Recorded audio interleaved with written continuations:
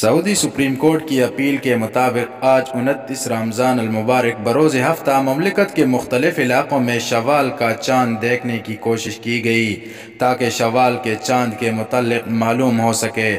Supreme court کے ہدایت کے مطابق شوال کا چاند کھلی آنکھ اور دوربین سے دیکھنے کی کوشش کی گئی اور رؤیت ہلال کمیٹی کی جانب سے ملک کے مختلف علاقوں میں چاند دیکھنے کی کوشش ہوئی۔ سعودی رؤیت ہلال کی جانب سے سدیر اور تمیر سمیت مختلف علاقوں میں جدید آلات سے چاند دیکھنے کی کوشش کی گئی، تاہم شوال کا چاند نظر نہیں آیا اور اب کل مملکت بھر میں 30واں روزہ ہوگا۔ عید الفطر انشاءاللہ 2 مئی بروز سوموار ہوگی۔